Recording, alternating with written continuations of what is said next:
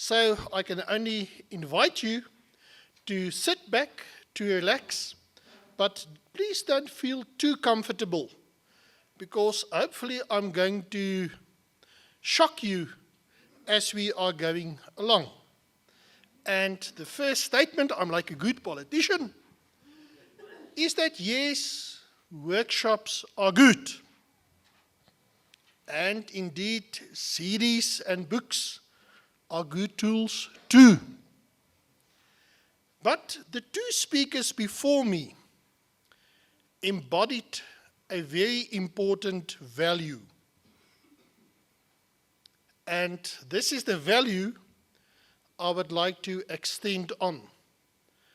And what is the value that they embodied? I noted commitment. And if you ask me to summarize my presentation, it would be commitment. And to be more specific, self-commitment. So may I invite you to enjoy the next 55 minutes on an exercise in commitment. Now, if we very briefly look at the program thus far, we had a presentation on where is this symposium fitting into the broader drive of doctoral education, being the PhD initiative. And then we've listened very attentively, and I've also taken down some very valuable tips on how do you get started. And then the next presentation alluded to how to maintain the process. And also from that presentation, we noted a self-confidence when you have to do your research assignment. And the self-confidence is based on the authority of the ideas that you are working with. So my section will look into supervision and then also publication. So as I was traveling this morning from the Free State capital to the city of gold, and I see no gold in the streets, I'm not sure what happened to the gold, I said to myself, how do you inspire people to, on the one hand, comprehend this activity we call postgraduate studies or postgraduate supervision, but at the same time, I assume it is not the only activity that the student or the supervisor is engaged in. And somehow, the graphical image should tell us, whilst we are busy with this big idea of the PhD, there is a life happening around us. And that life, sorry to disappoint you, is not only a social life, or to be more serious, a family life, but a very specific. Research itself has a life. And research itself takes place in the real world. And perhaps this is the one item that you can write down, because as we are going along, I will unpack the statement more and more. My observation is that we very often perceive research to be something very clinical, something at a distance, as if we can't touch the proverbial topic. But it seems to me, if we really comprehend what is the notion of postgraduate studies, what is the fundamentals of postgraduate supervision, then we may be in a better position to succeed in what we are doing. So I said to myself, what is the best way for you to remember me? Initially, I thought I will do a bit of a singing performance, but last time the ladies, they were so excited, I barely got out with my jacket in the auditorium. So I said to myself, no, I don't want to be on the front page of the newspaper tomorrow. So I have to disappoint you, no singing at all. So I said to myself, but this is Women's Month. So perhaps I must talk there, but it seems to me women are now so empowered. Where is my space in life? So I said, let's park that for a moment. So I asked myself, but what about athletics? And I was prepared to play you the athletic anthem and to give you an analysis of the Olympic Games and the relation to postgraduate supervision. But then I said to myself, may I share with you something more personally? And hence the title, Recalling Past Memories and the Lessons Learned. Yesterday evening, a very, very important social event took place in South Africa. Can any one of you guess what that event was? I'm not sure, but I think people more or less my generation will recall this. Last night, on the launch of the Mnet channel, there's a new series of Dallas. And when I was a student, Dallas was the most important social event on South African television.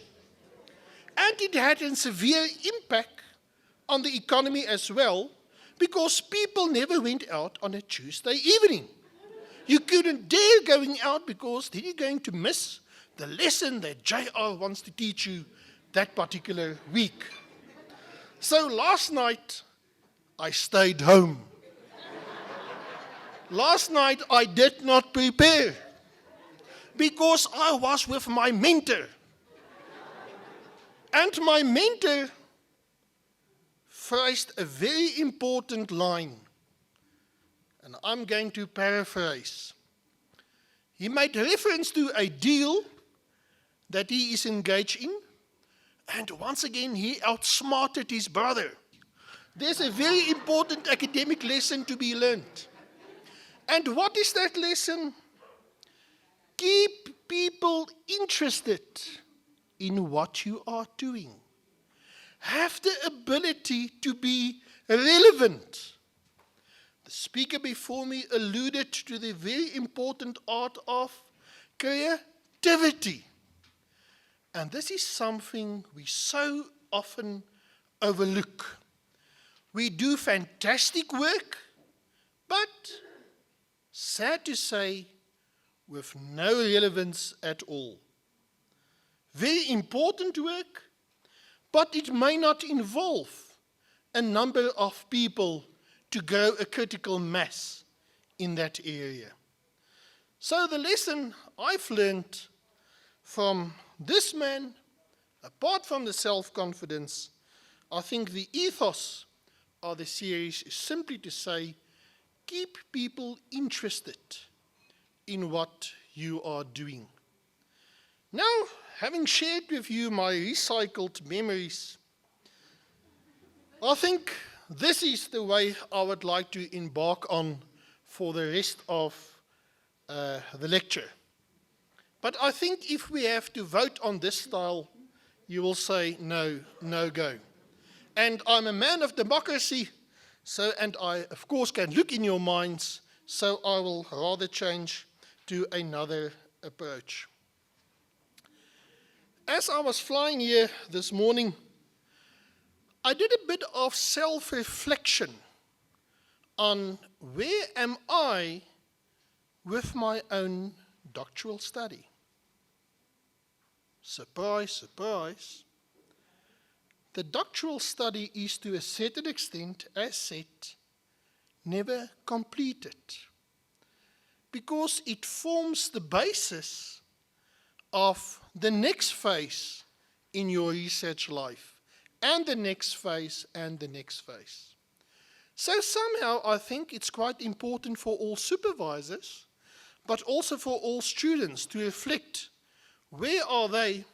So once again, I borrowed at least half a title from a self-help guide, Who Moved My Cheese, for those of you who have read it, and I've paraphrased it to Who Moved My Degree.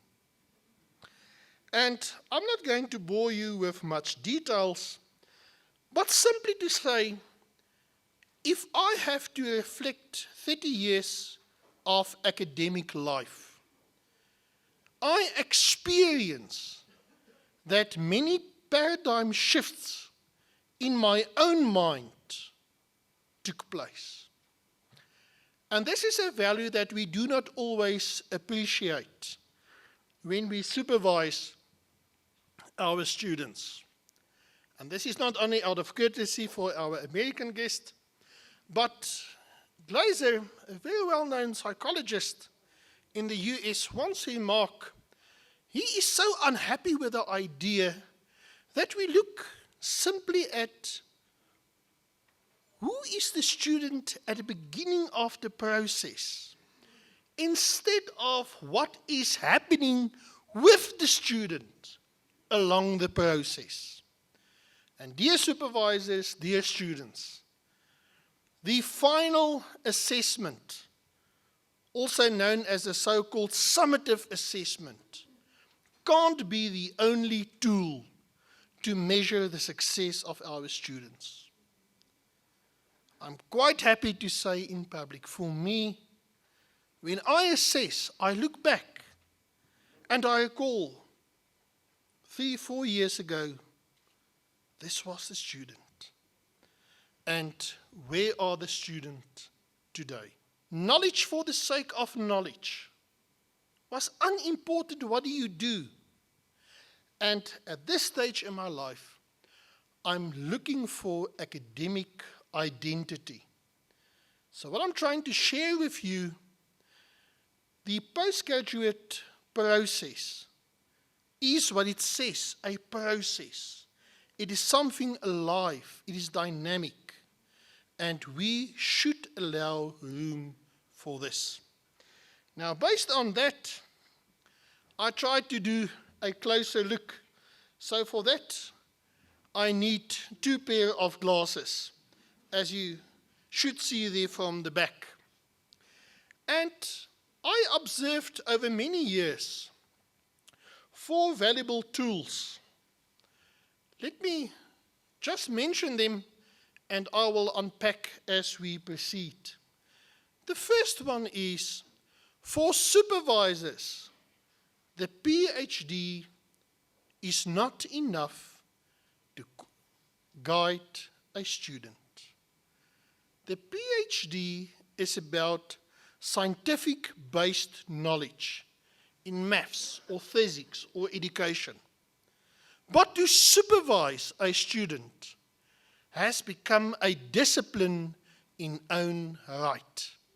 It's a science in own right. It cannot happen haphazardly. But what is the practice? The 2 speakers before me, they said that wonderful supervisors. I was privileged too to have an outstanding person. So what do? I simply continue that person's practice. Perhaps, with all respect, it may not have been the best practice. But since I feel comfortable, I thought it's a good one, and let me continue with it. Of late, I'm more of the opinion that I too need to understand what supervision is all about in order to guide my students. Then thirdly, something we also don't understand, neither the student nor the supervisor, that postgraduate supervision is also a special kind of teaching. It is as if you are sitting in a classroom. In our case, where we are primarily dealing with the so-called research doctorate, we very often think it's a lone exercise. But there should be, if I may use the concept, some classroom activity. That is the basis where we engage. So, what is the notion of the classroom activity? Learning should take place. So, dear students, dear supervisors, hopefully by now you are willing to engage anew on the process.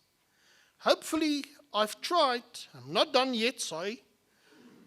I'm trying to shift your general or classical understanding of what the process should entail. And I'm pleading for the opportunity to exercise scholarship. And may I quote a former president of Harvard University. He once said, what makes Harvard a special place, it is not the idea of authority, it's the authority of the idea. Are there enough authoritative statements in our studies? You'll be the best person to judge on that. Now I said to myself, let me still consider it's Women's Month. And at the back you should see she is still regarded as the most beautiful woman in the world, Sophia Loren. And what did she once say? I am who I am because of pasta. So I read into this quotation, and the meaning is, I've dedicated myself to a particular life calling, and that enriched my life so much that that calling became me. And I think this is the kind of attitude Professor Hofstede made reference to. Good supervisors are looking for good students. Am I right? Good students are looking for good supervisors. We must be so dedicated that we embody the process of postgraduate supervision. So I said to myself, let me also share my book with you. And there's a little photo of me. So if you want not to go for dinner, I think this was the one advert, but if you want to have a closer look at me, there's your opportunity. And I don't think it will be regarded as unfair competition. Thank you very much.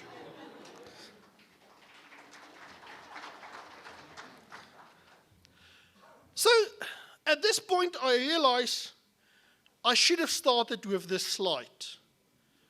But unfortunately they call me to the front, so you can see my presentation is a bit disorganized. But I thought perhaps many of us can associate with this, because we are talking and talking and talking and talking, but perhaps the lesson to learn is to start at a particular point. So I said to myself, it's story time. Let me engage you in a beautiful story entitled The Rabbit's Thesis. Many, many, many years ago, there was a small rabbit doing his PhD. And as all PhD students believe, they must have fresh air. Am I right? And they must see the outside world. Am I right? And they can't sit in front of their computers all the time. Am I right?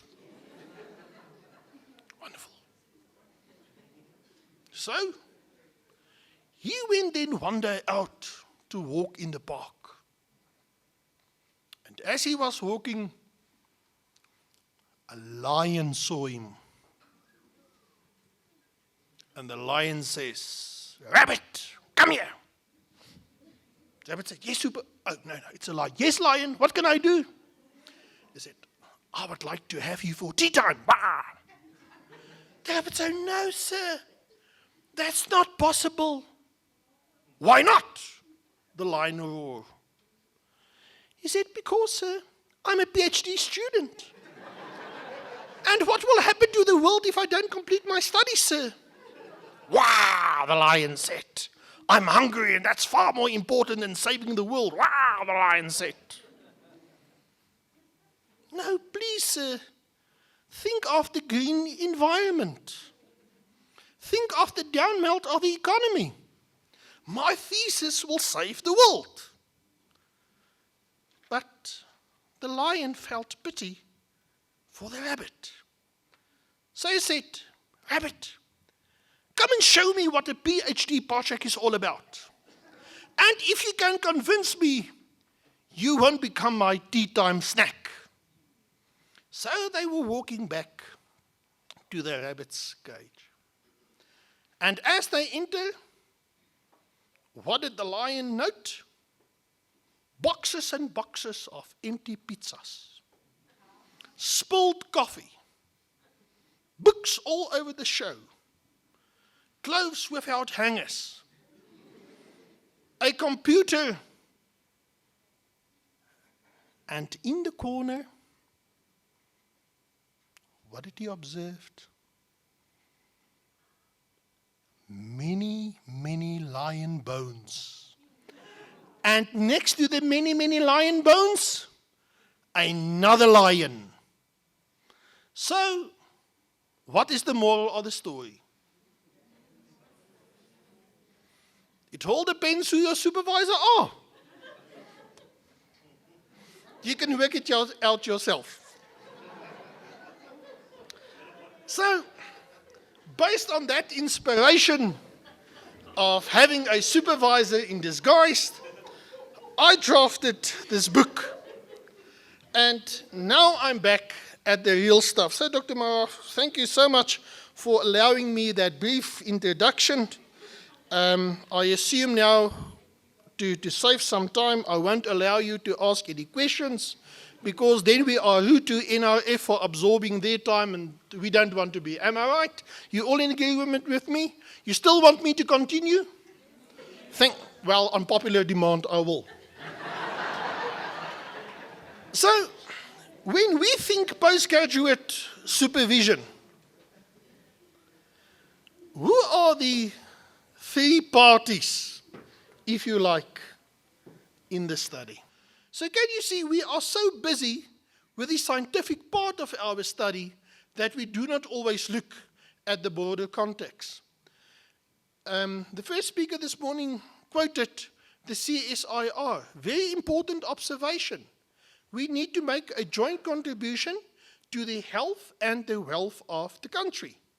So our studies should also make that contribution to enhance the intellectual capital, or what Dr. Mara started off this morning, the knowledge society, to make a contribution to that. And then I think we've already spoken of the notion of relevance. So let me park it there. So to illustrate this very dynamic process, some years ago, I was conducting a workshop, and then as an icebreaker, and I won't do it today, you can do it at your leisure time, I asked the students to make a drawing of their supervisors.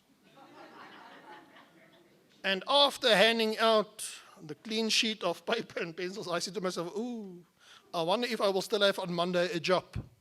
But perhaps they can employ me in the art gallery if the Vice-Chancellor doesn't like this idea. But what was intended to be an icebreaker was a fascinating encounter. So I acknowledge the anonymous artist. And I want to illustrate this to you because it simply says something about our processes. She's portrayed as friendly, and as a good researcher, I observe there is a bottle of bubbling next to her, which of course is sometimes important for the process. There you can see this is, we think of them as aliens. They are not. Wonderful, brilliant ideas. Then this one says, look at the size of the hands. And also the age. Very important. It's not only people at the end of their careers that must take on the responsibility, but also at the beginning. I like this one. Can you see? There's the student sitting behind. Oh, no, it's not the student, sorry, it's the supervisor. And here's little you and me listening to the supervisor. Although sometimes after consulting with my students, I have a different idea. But let's not go there. There you can see that one is almost burnt out. Can you see the smoke? This one says, this is my supervisor. Big question mark. So I Googled a bit. And nowadays I learned there's no need to know anything. You simply need to understand how to Google. I came across this beautiful image, which somehow portrays many things. If I can just make 5 references. Can you see the initial interpretation is knowledge is flying in to the person's head. And when I presented this at the medical school, someone said, no, it's the other way around. It's the knowledge flying out. So what is the lesson? Take in, give back. The next one, can you see it's not the banana there, it's the moon. I know students like to turn day and night, but there's the sun too. So what does it say? It's not an occasional activity, postgraduate supervision. It is an ongoing activity. What else? Look at the eyes. Can you see the attention to the process? I'm dedicated, I'm focused. I'm not thinking of other things. Or he's sleeping. So sometimes you must also disguise your own habits. But I think this is more a thinker. I only associate with nice people. Where's the one who made the reference to the friends? This is a nice friend. The friend is not asleep. What else? It's a lonely process. Yes, it's good to have a network. It's good to have support. But in the end, we need to admit it's you. And by the way, nobody ever asked me because I think they know I have an opinion. I find it very funny, the name and many other names. But when I see the qualification document, I only see one name on it. So perhaps we can consider it one day. How is it that the degree only has one recipient, but the article can have many, many people making a contribution to that? He's busy with his article. I think according to, I have some evidence, the Google Vancouver Protocol. He's guided by a Vancouver Protocol. Vancouver says only people who made a contribution to conceptual analysis or the physical writing can really claim that we are part of the suite of names. Let me just highlight the 4 items I've put down. Perhaps I must go back one by one. Fundamental for the process is for the supervisor to manage the process.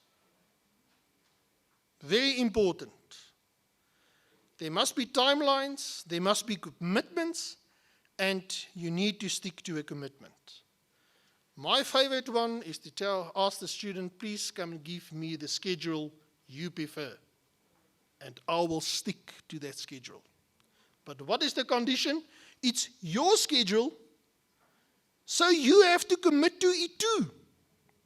So if you say, I will have the output next Friday, you made the commitment, it's not me, then stick to your commitment. The second one is that scientific and scholarly input. Please, please, please, I know we all love our supervisors, but I don't think the purpose of the supervisor is to be a glorified language editor. Very important. Neither editors. Who is the guardian of quality? That's the primary function of your supervisor. To see to it, it's no mediocre work. There is a commitment of excellence. And then lastly, very important, my dear students, when my students back at home are sitting in front of me, I never see a student in front of me. I look at them as a scientist in the making. Big difference. We must look at our postgraduate students as the next generation of researcher. So immediately there is a kind of a collegiality between you and your student. It also, in my opinion, has a different playing field when we are more regarded as equals in the process. And then the student, of course, also has to do something occasionally. How do we consider the student? The researcher in training, or simply the student? We've already touched on that one. Is the student's sole role to sustain the professor's research activity? I don't think so. And then the last one, is the student also willing to be open for this preparation to become a scholar? PhD, with all respect, is the name of the qualification. But I don't think we need more PhDs in the world. What we need more? Scholars. Because scholars is what I said, that ability to look beyond that specific values that we are embodying. So, at last, I'm at the point where I can give you one pointer, and I've checked my time, I still have 13 and a half minutes. I think it's so important for us to understand what postgraduate supervision is all about. And hopefully you can all see, can you see my emphasis that it is an active engagement, not ongoing, active, continuous. The role of the supervisor to assist the student.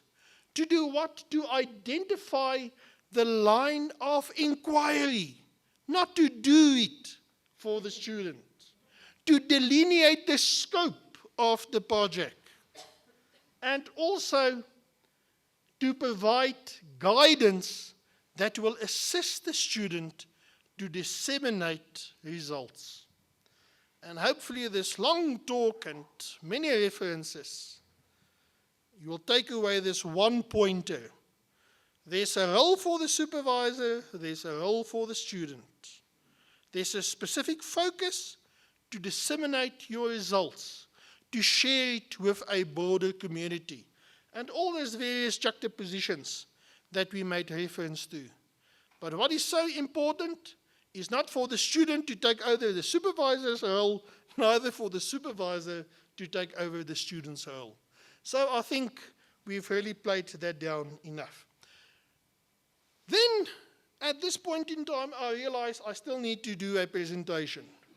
But my time is running out. So I said to myself, okay, I'm very gentle to NRF, because we owe them some institutional reports. So this is definitely not the place to make enemies with them. So what will I do? I will simply like to share with you 4 important activities. And to a certain extent, it was said in the other presentations as well. So it's quite easy for me simply to make reference to them. Dear students, dear supervisors, dear people from the next door exhibitions,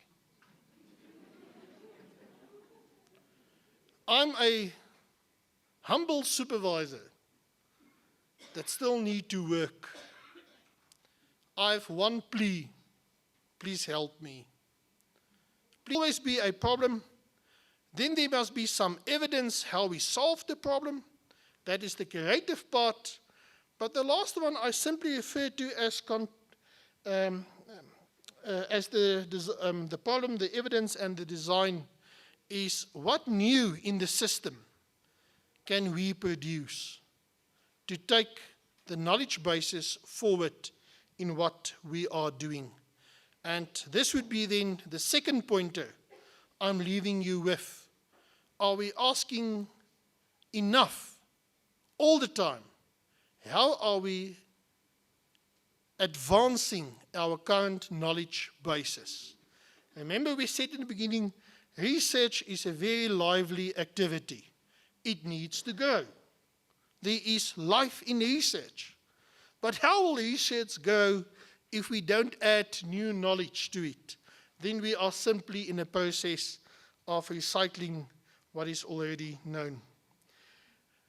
Let me get to the third pointer.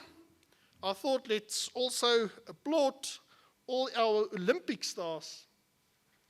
And I did a bit of reading on the Olympic town and their cuisine and their transport and their preparation. And I was quite astonished. They are cooling down, so to speak, as much as they are heating up before a particular race. So it says to me it's a very dedicated process. And apparently there are some rules that they too need to adhere to. So on the basis of that, I've dotted down 10 directives for us to remember. We have been entertained all morning. Hopefully I can simply group them together. The first one for us is to understand what research is, and then also to understand the processes related to that. The second one, this is a bit of an under-discussed topic and not well represented in literature. In our book there is some reference to it. Remember, as the supervisor engages with the student, there is an exchange of knowledge taking place. That process is formally known as formative assessment. So when you meet with your supervisor, that's part of the assessment process too.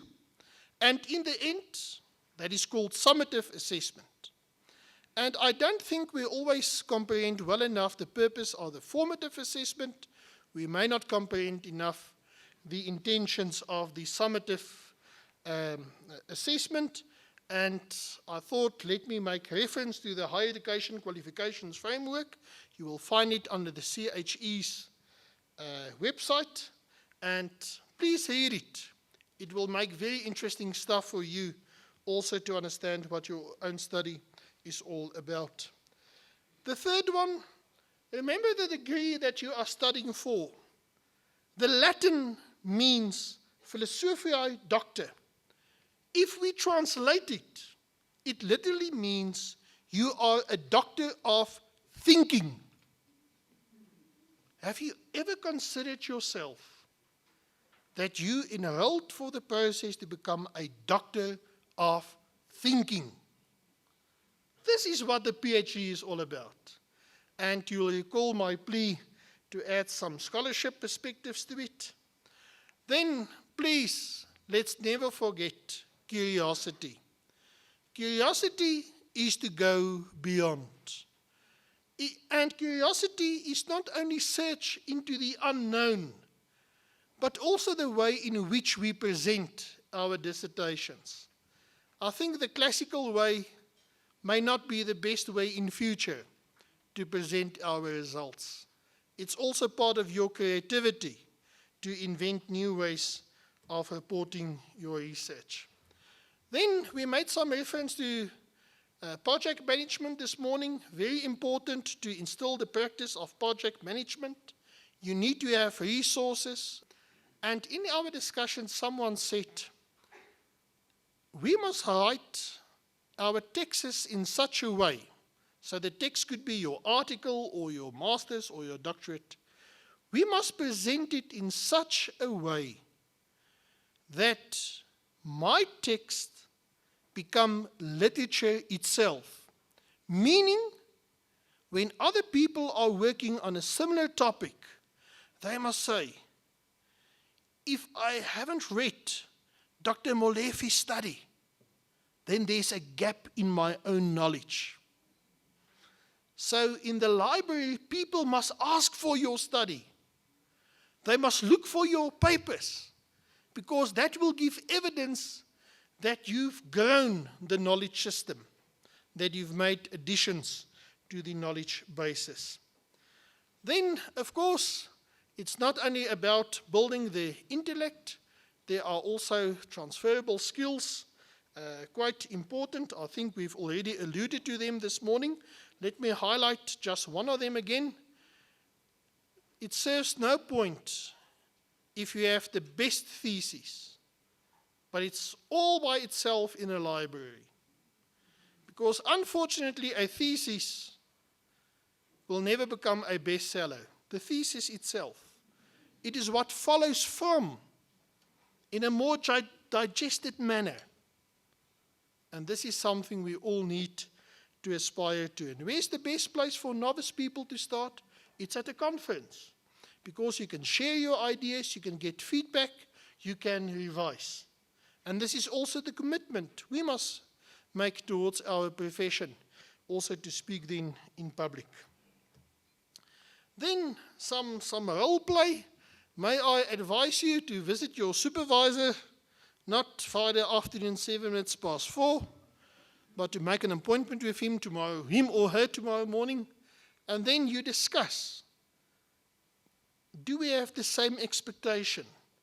What is your expectation with regard to my contributions? When? How frequent? And then also your expectations, as it was said.